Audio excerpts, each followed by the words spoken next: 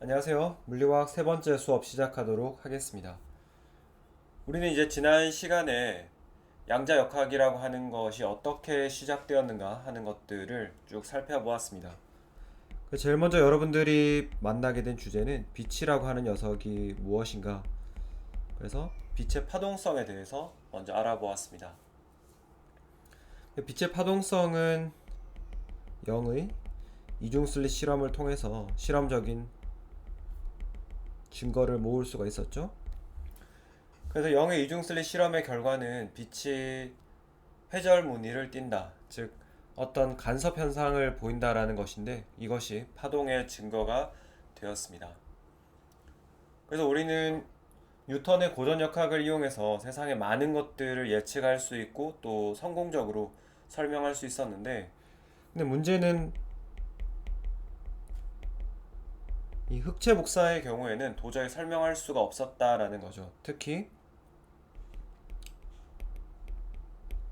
레일리 진스 법칙을 살펴보면은 이 레일리 진스 법칙이 적외선 영역, 파장이 긴 영역에서는 잘 맞았는데 파장이 짧은 자외선의 근처에 오면은 발산해버리죠.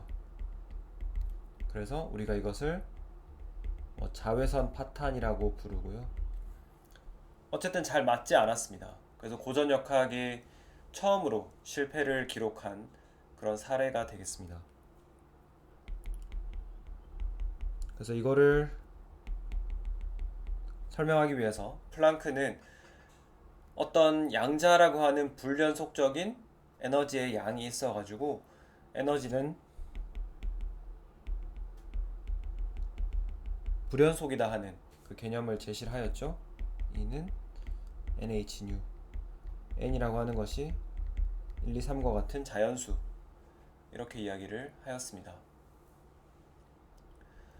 그래서 이렇게 가정을 하고 나서 보니까 흑체 복사를 상당히 잘 설명할 수 있었다라는 것이죠. 그리고 마지막으로 살펴본 것이 광전효과 실험입니다.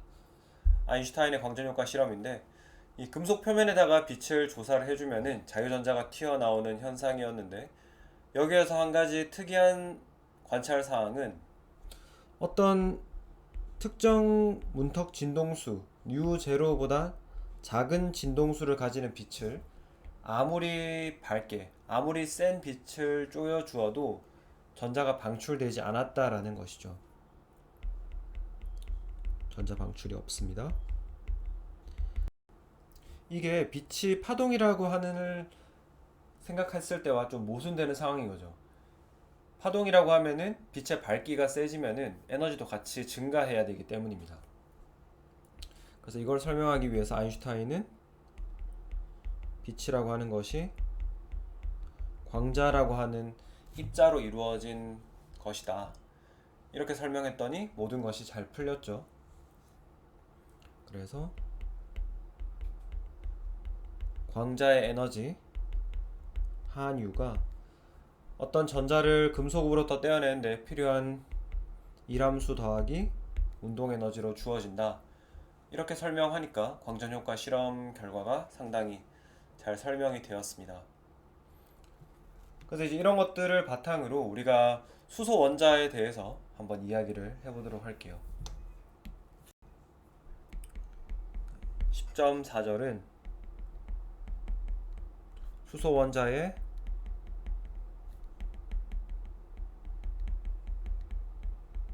방출 스펙트럼과 그리고 보어의 이론입니다. 그래서 여러분들 익히 잘 아시겠지만은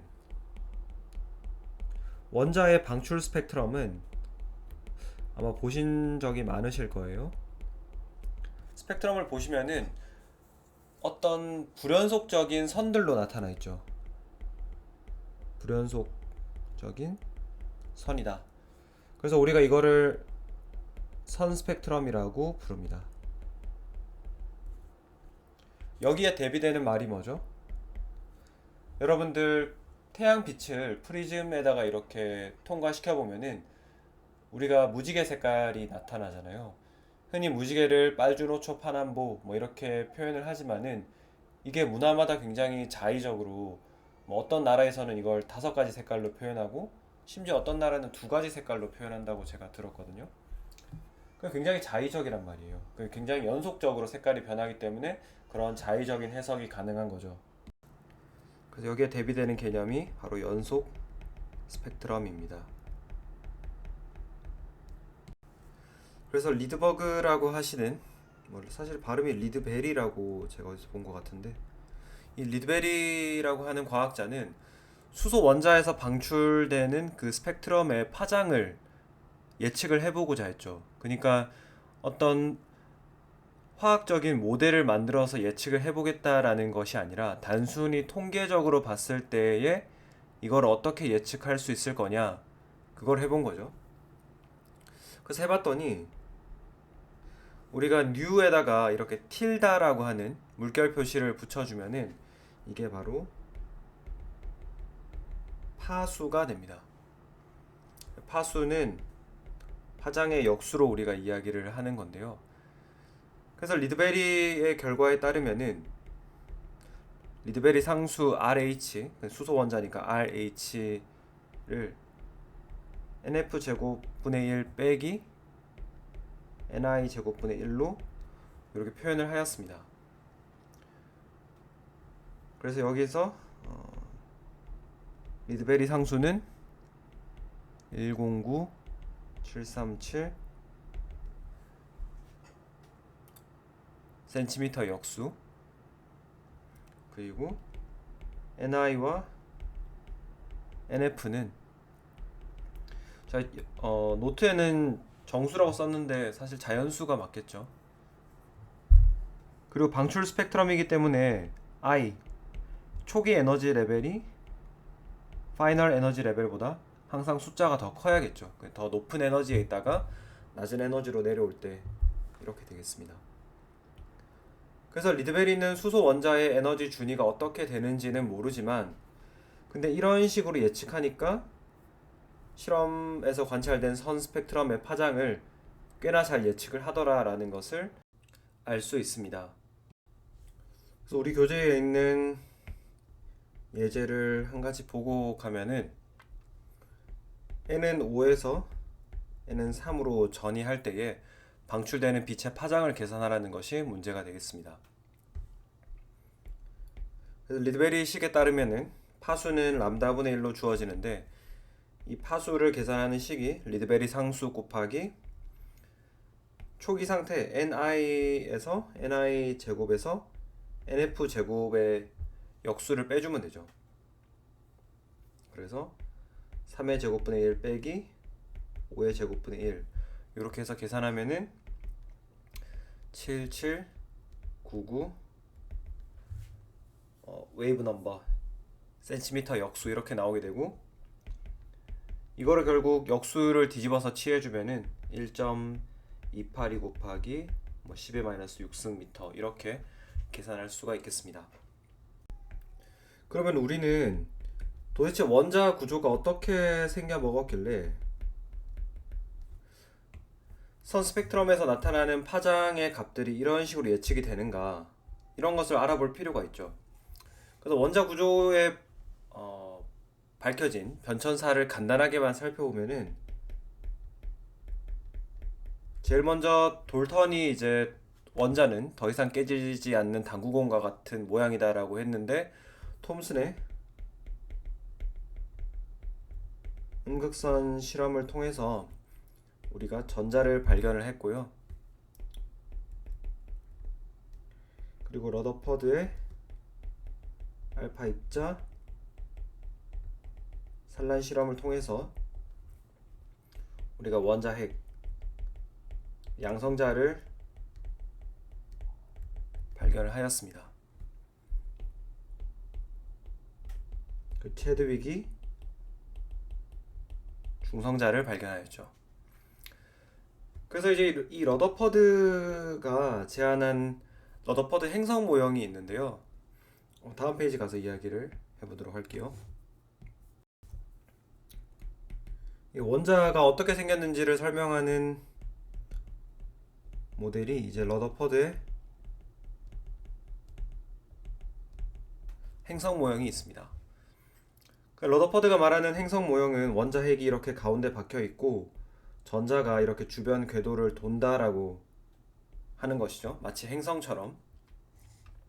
근데 이 러더퍼드 행성 모형의 문제점은 전자가 이렇게 어떤 궤도를 따라서 회전을 한다라고 하면, 그래서 원형 궤도를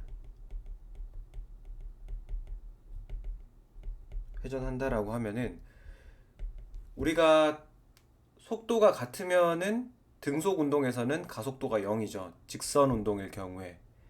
근데 지금과 같은 원형을 따라서 움직일 때에는 속도가 같다라고 해도 방향이 시시각각 바뀌기 때문에 계속해서 입자가 가속이 되고 있습니다. 그럼 가속되는 입자는 빛을 방출하게 되죠.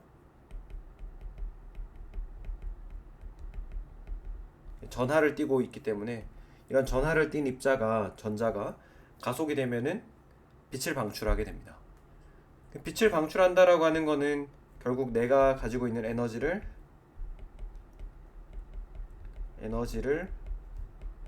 잃는 것이 되고, 에너지를 잃으면은 점점 이렇게 빙글빙글 돌다가 원자 핵으로 흡수가 돼가지고 원자가 붕괴되게 되죠. 그 러더퍼드 행성 모형에는 이런 문제점이 있었습니다. 그래서 이거를 해결하기 위해서 덴마크의 유명한 물리학자 보어가 새로운 원자 모형을 제시하게 됩니다. 보어의 수소 원자 모형을 한번 살펴보도록 하겠습니다. 그래서 보어는 러더퍼드 행성 모형에다가 두 가지 가정을 도입을 합니다. 첫 번째는 조금 대담하게 전자라고 하는 녀석이 정해진 궤도만 회전할 수 있다.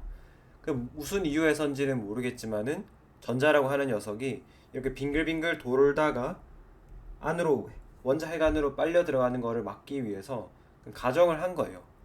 이렇게 회전하면서 들어가는 것이 아니라 정해진 궤도만 돌 수 있다. 그리고 전자의 각 운동량이 양자화 되어 있다.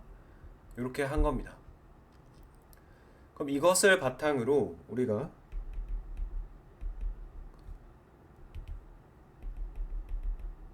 수소 원자의 에너지 준위에 관련된 식을 한번 유도를 해보도록 하겠습니다. 우리 책에 상당히 자세하게 나와 있기 때문에 그 부분들을 보시면서 따라오면 되겠습니다. 그래서 원자 핵이 이렇게 가운데 있고 전자가 딱 일정한 궤도를 돌고 있죠. 이 반지름이 R이 되겠습니다. 그래서 보어의 첫 번째 가정에서부터 출발을 할게요. 일정한 원 궤도를 따라 돈다. 그 말은 안으로 빨려 들어가는 힘 원심력과 바깥으로 튕겨져 나가는 힘 구심력이 같다라는 것이죠. 그래서 우리는 보어의 가정 1번을 여기서 먼저 사용을 할 겁니다. 그리고 원자 핵과 구심력이라고 하는 것은 원운동에서 안쪽으로 빨려 들어가는 힘이니까 여기서는 플러스를 띠고 있는 양성자와 음전하를 띠고 있는 전자 사이에 정전기적인 상호작용, 쿨롬 에너지가 되겠죠. 쿨롬 힘이 되겠죠. 쿨롬 힘에 관련된 식은 4파이 입실론 제로 R 제곱분의 Q1, Q2니까 이렇게 되겠습니다. 원자 핵전하량 곱하기 단위 핵전하량, 그 다음에 전자의 전하량 이렇게 되겠죠. 그래서 G는 양성자의 개수, 핵전하라고도 표현할 수 있겠네요. 수소의 경우에는 양성자가 하나밖에 없으니까 핵전하가 플러스 1이 되겠고, E는 전자의 전하량. 그리고 입실론 제로 같은 경우에는 그냥 진공 상태의 유전율, 어떤 상수입니다.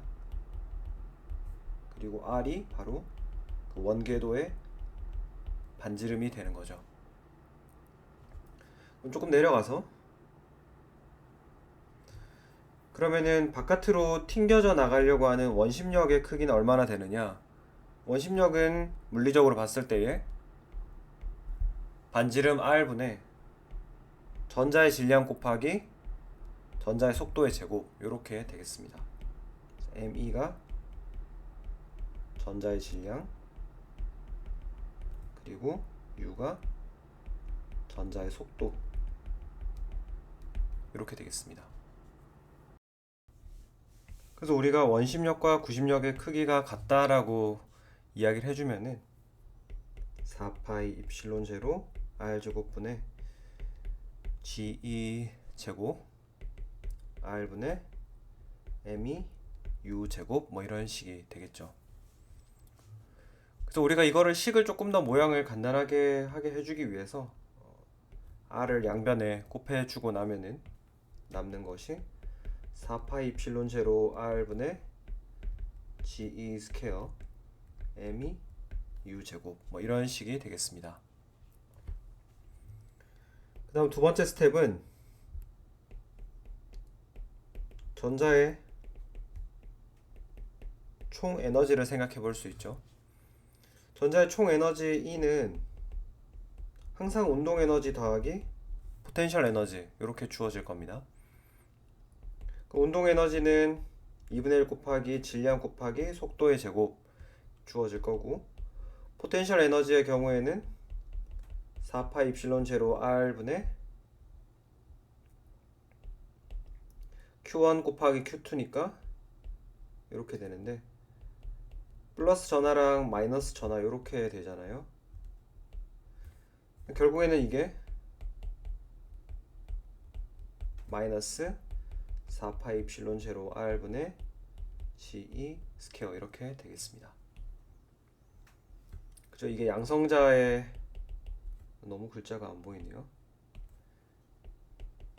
양성자의 핵전하량이고 이게 전자의 전하량이 되겠습니다.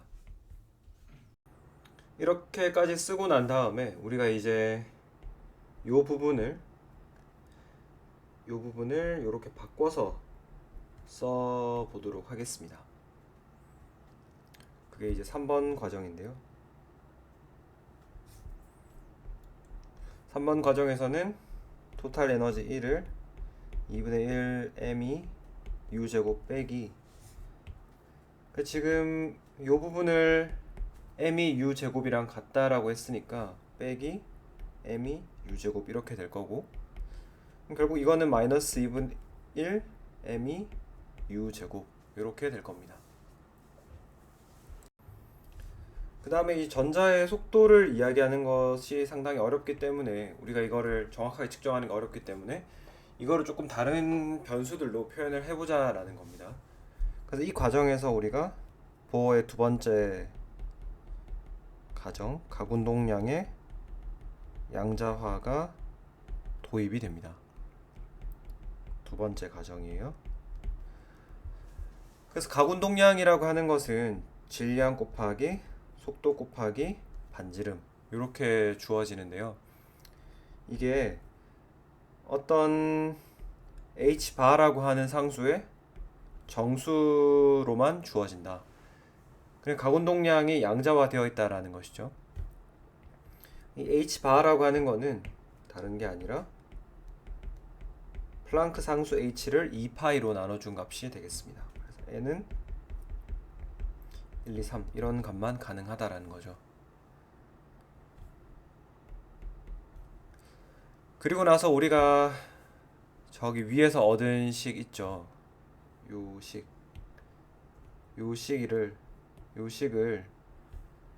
요 식으로 한번 나눠줘 보도록 하겠습니다. 양변을 나눠준다는 이야기예요. 그래서 한번 써보면은 MEU 제곱 이꼴 4파이 입실론 제로 R분의 GE 스퀘어 이렇게 되는데 나눠줄 때에 MEUR N 곱하기 8분의 H 뭐 이렇게 나눠줄 수가 있겠죠. m이 약분되고 u 약분되고, 그리고 분모에 있는 r끼리 이렇게 약분이 될 거고요. 그리고 2파이 2 이렇게 남겠네요. 그 정리를 하면은 속도 u라고 하는 것은 2 곱하기 nh 입실론 제로 분의 ge 스퀘어다, 이런 식으로 주어지게 되겠습니다. 우리가 이 3번식에서 토탈 에너지 E가 이런 식으로 주어지는데 속도가 표현하기가 쉽지 않다라고 했었죠. 근데 우리가 속도식을 이제 이런 다른 변수들로 나타낸 거를 여기에다 집어넣으면은 6번 과정이 되겠고, 토탈 에너지는 이제 우리가 토탈 에너지가 의존하는 변수 파라미터가 하나 생겼습니다. n이라고 하는 파라미터, 매개 변수가 생겼죠. 그래서 이 n이라고 하는 것은 마이너스 8h 제곱 입실론 제로의 제곱 분의 me g 스퀘어 2의 4승 곱하기 n 제곱 분의 1이다. 단 n은 1, 2, 3과 같은 자연수다. 이렇게 되었습니다. 그래서 이렇게 하고 나서 보니까 수소 원자의 에너지가 왜 양자화 되었는지가 명확하게 드러나죠.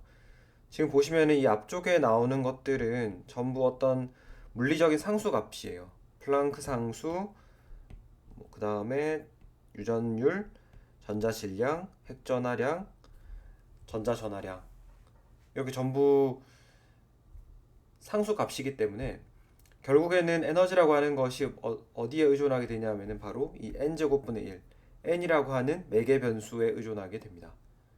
그래서 n이 1, 2, 3과 같은 그 불연속적인 숫자만 될 수 있기 때문에 수소 원자의 에너지 준위가 양자화되어 있다라는 것이 여기서 밝혀지죠.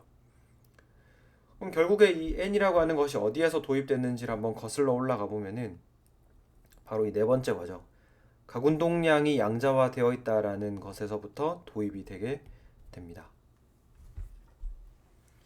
그럼 여러분들이 이 가정들이 정말 올바른 것이냐, 이거에 대한 궁금증을 가질 수 있는데요. 그거는 다음 절에 가서 이야기를 하도록 하고, 그리고 이제 마지막으로 그럼 수소 원자에 있는 전자가 회전할 수 있는 궤도는 과연 어떨까? 이 R 값은 어떻게 되는지 한번 보도록 하겠습니다. R 값은 보시면은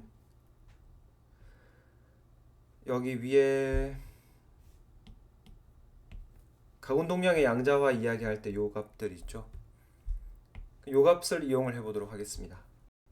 그러면은 R은 me 분의 u nh 바 뭐 이렇게 될 텐데요. 여기서 이 u라고 하는 속도가 이렇게 주어진다라고 했죠. 역시 이 속도 u는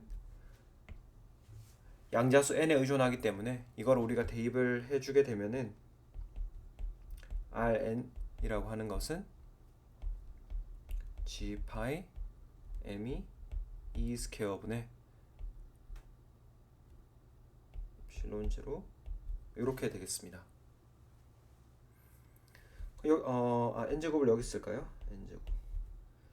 여기 보시면 역시 앞에 또 상수들이 잔뜩 나오고 반지름이 n의 제곱에 비례해서 커진다라는 것도 우리가 쉽게 확인을 할 수가 있습니다. 그래서 에너지 준위만 양자화되어 있을 뿐만이 아니라 전자들이 존재할 수 있는 궤도도 이렇게 양자화되어 있는 것이죠. 네, 이를 통해서 우리가 보어의 수소 원자 모형에 대해서 살펴보았습니다. 그럼 넘어가서 몇 가지만 더 짚고 넘어가도록 할게요. 지금 보면은 에너지 값이 쭉 나오는데 여기서 우리가 에너지 0이라고 하는 것은 전자와 양성자가 아무런 상호작용이 없는 상태로, 그러면은 플러스 입자와 마이너스 입자가 아무런 상호작용이 없다라고 하는 것은 거리가 무한대인, 둘 사이의 거리가 무한대인 그런 시스템이 되겠습니다. 그럼 도대체 이 에너지가 음수라는 거는 무슨 의미냐? 에너지가 음수라고 하는 것은 전자와 양성자 사이에 쿨롱 상호작용을 통해서 더 안정한 시스템이 되죠. 그래서 두 개의 상호작용이 없을 때를 우리가 0으로 볼 수 있기 때문에 두 개가 상호작용을 함으로써 더 안정화가 된다라고 하면은 에너지가 음수가 되는 것입니다. 그래서 에너지 음수 의미는 그런 것이고요. 그럼 양자수가 1인 상태는 뭐를 의미하느냐? 그럼 에너지가 어떤 마이너스 곱하기 어떤 상수의 n제곱분의 1 이렇게 나오는데, 그럼 에너지를 이렇게 표시를 해보면은 마이너스 1에 해당하는 거, 근데 이 앞에 상수는 무시할게요. n이 1일 때 마이너스 1, n이 2일 때 마이너스 4분의 1, n이 3일 때 마이너스 9분의 1, 뭐 이렇게 해서 이제 점점 여기 0까지 다가가겠죠. 근데 이제 보시면은 간격이 점점점 이렇게 촘촘해지는 거를 볼 수가 있습니다. 그래서 위쪽으로 올라갈수록 양자수가 커질수록 에너지 간격이 조밀해진다. 그리고 우리가 가질 수 있는 것 중에서 가장 낮은 에너지는 n이 1일 때, 아이고 지우면 안 되네요. 아이고, n이 1일 때, 이때가 가장 낮은 에너지 상태죠. 그래서 우리가 이런 상태를 바닥 상태라고 부르게 됩니다. 그 10번째로 볼 것은 이제 공명 조건인데요. 공명 조건이라고 하는 거는 전자가 궤도들 사이를 이동할 때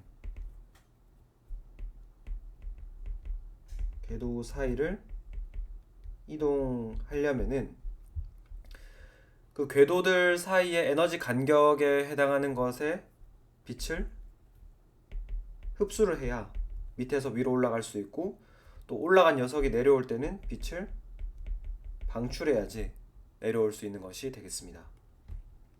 그래서 에너지 간격을 나중 에너지 EF 빼기 EI 이런 식으로 이야기할 수 있는데,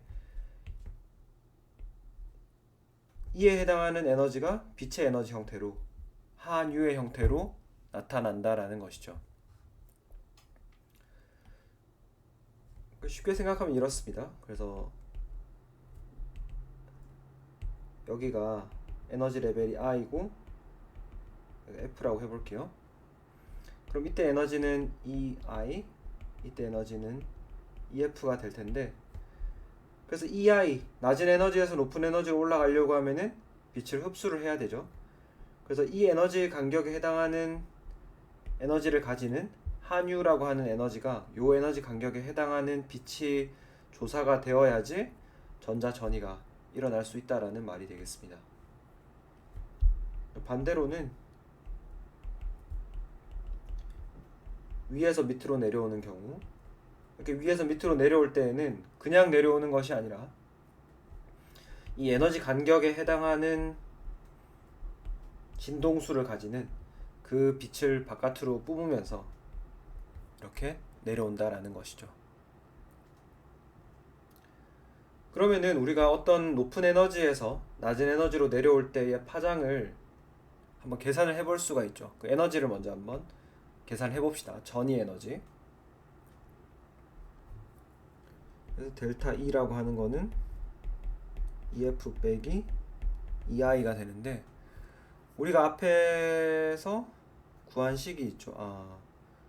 바로 전 페이지에서 했군요.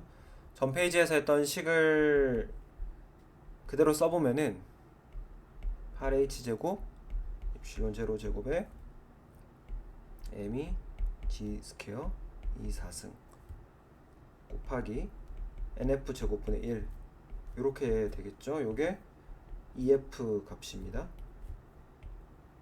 빼기 똑같이 써주면 돼요. 똑같이 써주면 되는데 이번에는 NI 제곱분의 1 이렇게 되겠죠.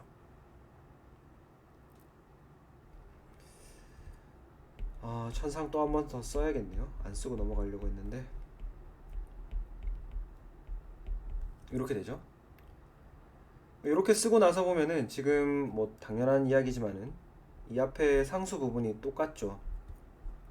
똑같아서 그 상수 부분을 앞으로 잡아내고 지금 마이너스 마이너스니까 플러스로 바뀌어가지고 ni 제곱분의 1 빼기 nf 제곱분의 1 이렇게 되겠습니다.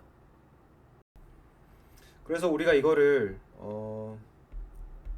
ni가 nf보다 항상 크다, 즉 방출의 경우를 가정을 하면은 요 순서를 바꿔주면 되겠죠, 그죠? 순서를 바꿔줄 수가 있고, 그럼 nf 제곱분의 1 빼기 ni 제곱분의 1 이렇게 되는데, 이게 모양이 생긴 게 뭐랑 똑같냐 하면은 리드베리 방출 스펙트럼 예측한 거,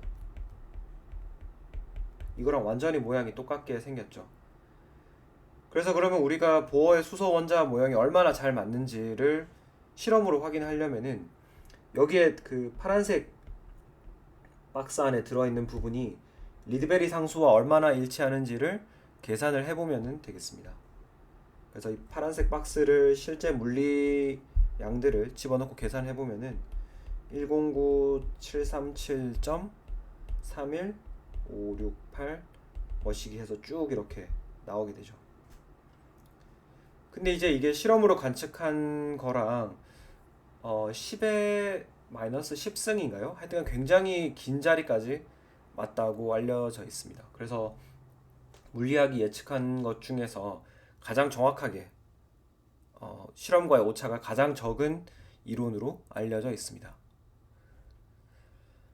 근데 이제 여러분들이 여전히 입맛이 좀 개운하지 않을 수 있어요. 왜냐하면은 이 모델 자체의 성공, 그러니까 아주 잘 맞다라는 건 알겠는데, 근데 우리가 출발할 때부터 가정을 두 개 깔고 시작했잖아요. 그 가정들이 과연 그러면 얼마나 타당한 것인가, 그거를 검증을 해 봐야겠죠. 그것을 다음 페이지에 가서 확인해 보도록 하겠습니다. 그래서 우리 교재 10.5절 드브로이 가설입니다. 그래서 드브로이 가설을 한번 알아보면은, 우리가 빛이라고 하는 녀석은 고전역학 시대에 우리가 파동이라고 생각을 했는데, 근데 아인슈타인의 실험 결과를 보면은 입자의 성질도 가지고 있죠. 그래서 드브로이는 어떤 물질에 대칭성이 있다라고 생각을 했기 때문에, 그러면은 우리가 입자라고 많이 생각하던 것들도 혹시 파동의 성질을 가질 수 있지 않을까라는 생각을 하게 된 거죠. 왜 안 돼? 이렇게 생각을 한 거죠.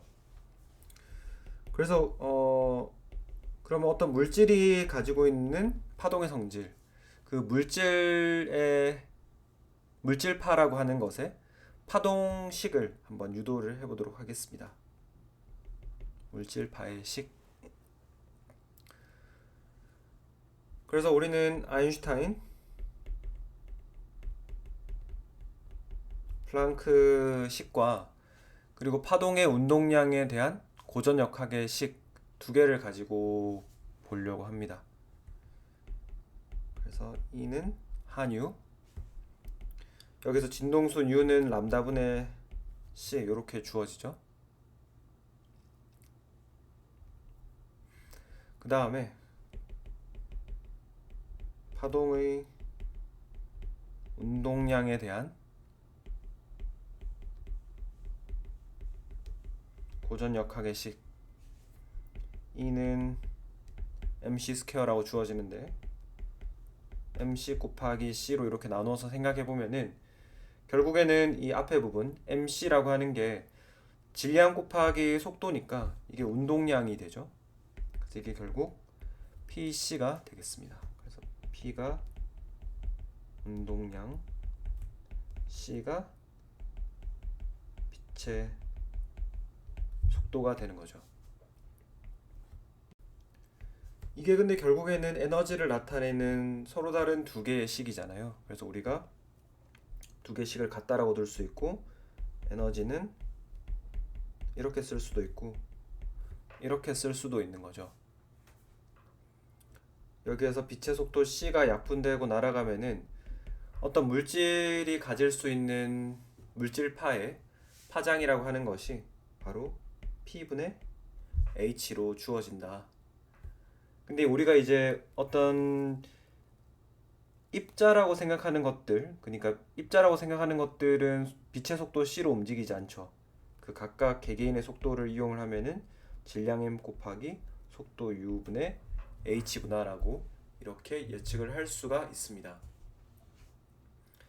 그래서 어떤 물질들이 물질파의 성질을 가지고 있고 그 물질파의 파장은 이렇게 주어진다라는 것이에요. 이게 사실은 조금 황당하게 들릴 수 있죠. 어떤 물질이라고 하는 것이 파동의 성질을 가지고 있다. 약간 황당하게 생각할 수 있는데 이게 또 실험으로 관측이 되었습니다. 어떤 실험 결과가 있냐 하면은 우리 교재의 그림을 보시면 되는데요. 우리 교재 그림 10.12를 보시면 되겠습니다.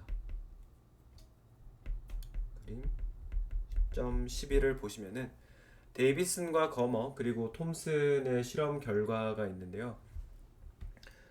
보시면은 전자는 우리가 확실히 질량도 가지고 있는 입자라고 생각을 하죠. 이 전자의 X선을 우리가 알루미늄 박에다가 이렇게 쏘아 보니까 어떤 무늬가 관찰이 됐냐 하면은 바로 회절 무늬가 관찰이 되었다라는 거예요. 회절 무늬라고 하는 거는 뭐의 특징이었죠? 바로 파동의 특징입니다. 그죠? 파동의 그 밝은 부분과 어두운 부분이 교차로 나타나는 상세 간섭과 보강 간섭이 교차로 나타나는 파동의 특징이기 때문에 입자라고 생각했던 전자에서 우리가 파동의 성질을 본 거죠. 그래서 드브로이의 물질파가 상당히 신빙성이 있다. 그렇게 되겠습니다.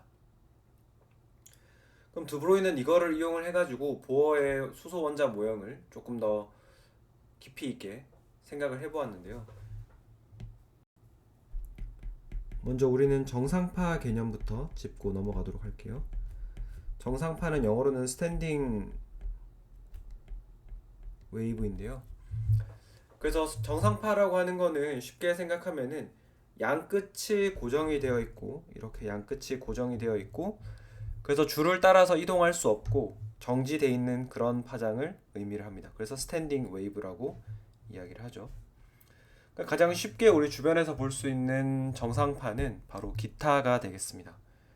그래서 기타가 한쪽에 이렇게 줄이 메어져 있고 다른 한쪽은 사람의 손으로 고정을 시키잖아요. 그래서 그 사이에 줄을 튕기면은 뭐 이런 식의 파동들이 생기게 됩니다. 그래서 드브로이는 어떤 생각을 했냐 하면은 그 수소 원자 내에서 돌고 있는 전자도 수소 원자 내의 전자도 이 정상파의 모양을 하고 있지 않을까. 왜냐하면은 본인이 주장하기로는 전자라고 하는 입자도 파동의 성질을 가지고 있다라고 했으니까 그러면 수소 원자 내에 있는 전자도 파동의 성질을 띌 텐데 그러면 이 녀석이 정상파의 형태를 갖추고 있어야 된다. 왜냐하면은 예를 들면 이런 거예요. 원의 둘레가 이렇게 수소 원자 둘레가 이렇게 있는데 여기서 출발한 파장이 요렇게 해가지고 요렇게 처음과 출발점과 끝점이 이렇게 맞아야지 계속 반복적으로 파동이 돌 수가 있죠. 근데 만약에 이게 예를 들어서 이런 식이 돼버렸다. 그러면은 계속 위상이 엇나가잖아요. 그러니까 모양이 유지가 될 수가 없죠. 그래서 이런 형태는 될 수가 없다라는 겁니다. 그러니까 처음과 끝이 맞닿아 있는 이런 형태의 정상파를 하고 있을 거다. 그래야만 이 물질이 그 전자가 파동성을 띈다라는 가정과 일치한다라고 생각을 한 거죠. 그럼 이 그림을 다시 한번 보시면은 어떤 기하학적인 특징이 있냐 하면은 바로 이 원의 둘레 요거 있죠. 이 원의 둘레가 뭐랑 같아야 하나요? 항상 이 파장의 정수배로 주어져야 되죠. 지금 같은 경우에는 파장이 하나, 둘, 세 개 들어가 있는 그림이 되겠고, 뭐 이렇게 그릴 수도 있겠죠.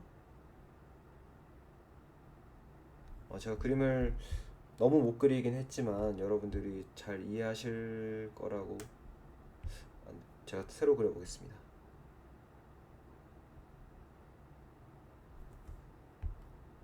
쉽지 않네요.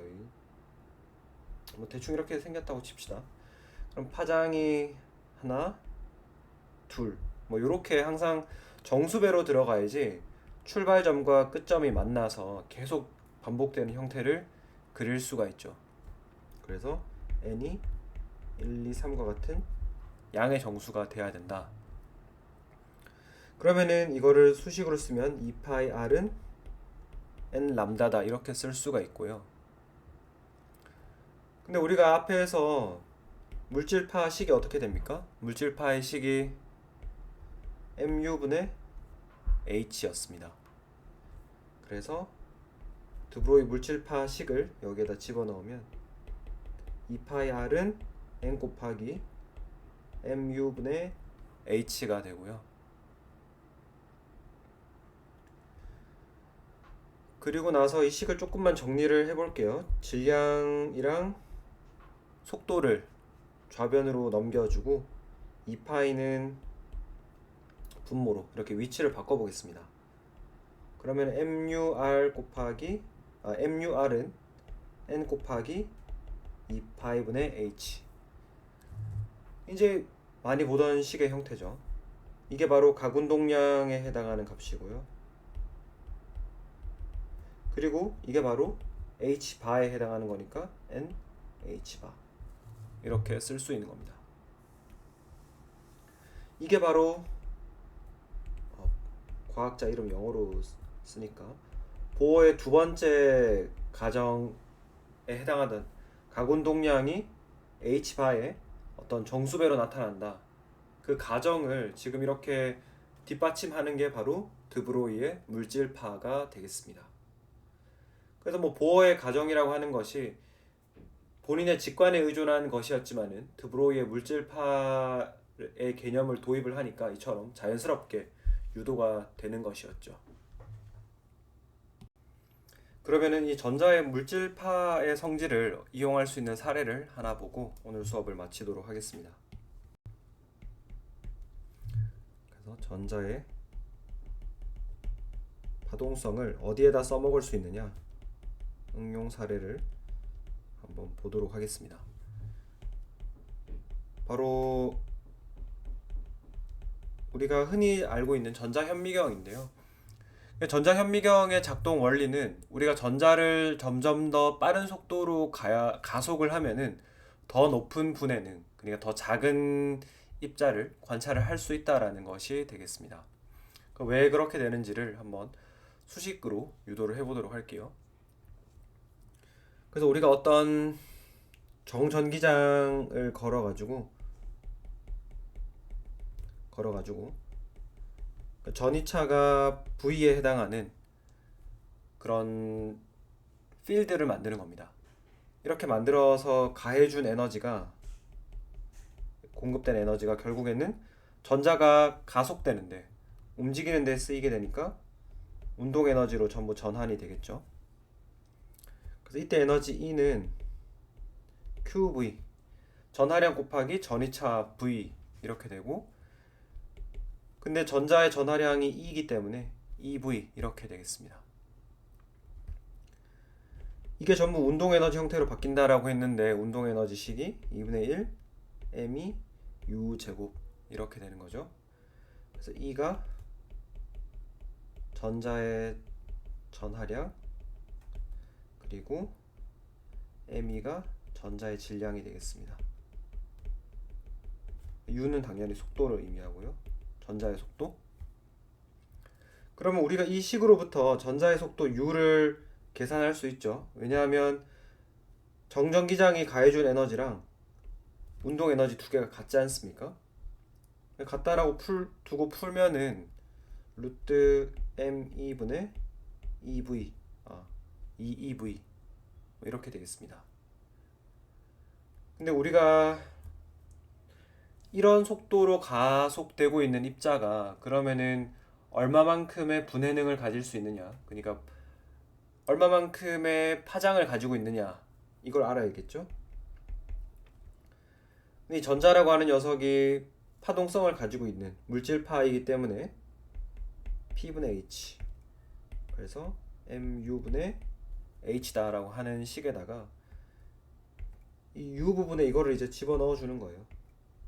넣고 나서 정리를 하면은 루트 2me 분의 2v 분의 h 이렇게 되겠습니다. 그래서 전자 질량, 전하량, 플랑크 상수 전부 고정된 상수값이죠. 전부 상수값인데 우리는 그러면 이 볼테이지 전이차를 점점 더 크게 걸어주면 걸어줄수록 그 V가 커지면 커질수록 전자가 나타내는 물질파의 파장은 짧아지게 되죠. 점점 더 짧은 파장일수록 더 작은 입자를 관찰할 수 있게 되는 겁니다.